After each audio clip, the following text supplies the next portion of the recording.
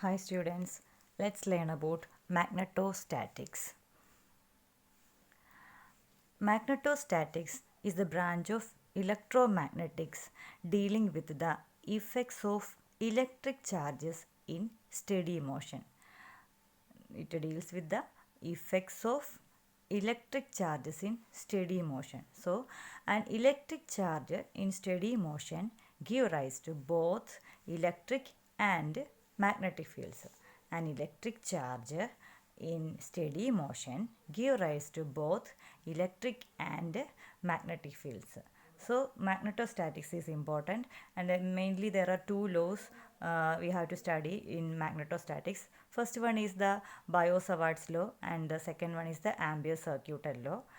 Biot-Savart's law is related to the magnetic flux density produced by a current element, whereas Ampere-Circuital law is related to the force experienced by a current in a magnetic field. Actually, it's a special case of Biot-Savart's law. Ampere-Circuital law is a special case of Biot-Savart's law. So, before describing the Ampere-Circuital law and Biot-Savart's law, we have to learn about Lorentz force. What's the Lorentz force, or the features of Lorentz force? So, we all know that when a moving charged particle enters an external magnetic field, there is a force on the particle. When a moving charge enters a magnetic field, there is a force on the charged particle due to what? Due to the interaction between the external magnetic field and the field due to the movement of charged particles. So, due to that movement of charged particles, a force is experienced, and this force is proportional to which quantities? This force is proportional to the charge Q, then the magnetic field intensity B, then the velocity of the particle V, then one more thing, sine of the angle between the directions of velocity and magnetic field. So, based on that, an equation, we can write an equation for Lorentz force, that is F is equal to Q into E plus V cross B. So, the equation of Lorentz force is F is equal to Q into E plus V cross B. Once again, I will repeat the sentence. So, Lorentz force, that is, if the charged particle moves in a combined electric and magnetic field, the force acting on the particle is called Lorentz force. If once more, if the charged particle moves in a combined electric and magnetic field, the force acting on the particle is called Lorentz force. The equation of Lorentz force is F is equal to Q into E plus V cross B, where Q is the charge, E is the electric field intensity, V is the velocity of the particle, and B is the magnetic field intensity. Okay, magnetic Lorentz force, we can write magnetic Lorentz force equation as F is equal to QV into B. The terms are same as that I have mentioned before, and the magnitude of the force is given by F is equal to BQV sine theta. Next, we have to learn about Biot-Savart's law. Biot-Savart's law calculates the vector magnetic field dB due to an infinitesimal length of current. The total vector field, capital letter B, can be found by integrating over the total length of all currents.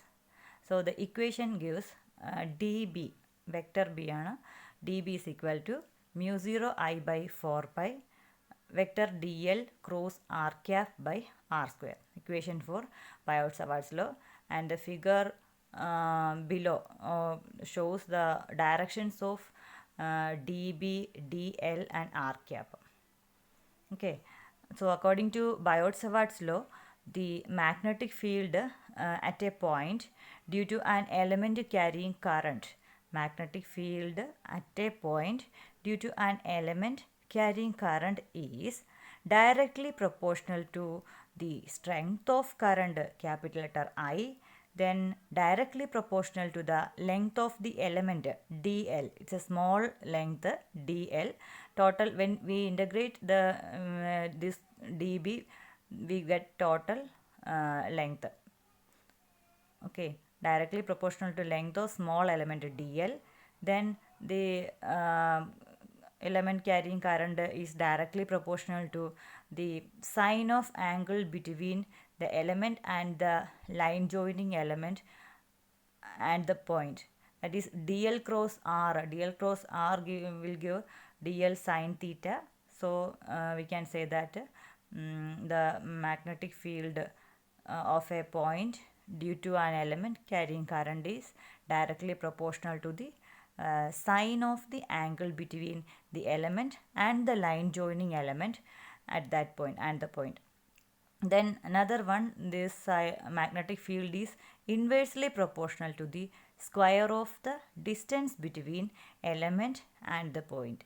So the equation, final equation, actually it becomes dB is equal to mu 0 by 4 pi into I dl sine theta by r square. Final equation, dB is equal to mu 0 by 4 pi into I dl sine theta by r square, where mu 0 is called the permeability of free space and its value is 4 pi into 10 raised to minus 7 Newton ampere raised to minus 2. And here also the direction of magnetic field, that is I have shown in figure below, and the direction of magnetic field is given by right hand grip rule, or we can say Maxwell's screw rule, cork screw rule. Okay, direction can be specified like using Maxwell's cork screw rule or right hand grip rule.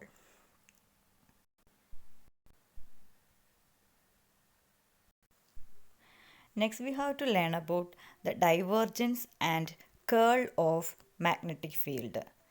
That is, I have shown that the divergence del dot B is equal to 0, which means that a magnetic field has no divergence, which is a mathematical statement that there are no magnetic monopoles. Another statement or del dot B is equal to 0 means that there are no point sources of magnetic field lines. Instead, the magnetic fields form closed loops around conductors where the current flows. In magnetostatics, it can be proved that the curl of magnetic field B is given by del cross B is equal to mu 0 J, where J is the current density. Okay, these two points are important because the divergence and curl of magnetic field, divergence del dot B is equal to 0, which means that magnetic monopoles do not exist, whereas the curl of magnetic field del cross B is equal to mu 0 J, where J is the current density. And figures are also important. Okay. Next, we have to learn about Ampere's circuital law or applications of Ampere's circuital law. And before that, we have to know what is Ampere's circuital law.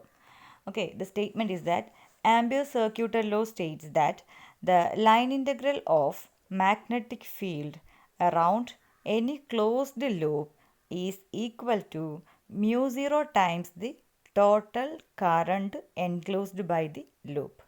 Okay, the equation is the closed integral b dot vector dl is equal to mu 0 I enclosed or mu 0 sigma I. We can write mu 0 sigma I means mu 0 times the total current. So the statement I will repeat: the line integral of magnetic field around any closed loop is equal to mu 0 times the total current enclosed by the loop.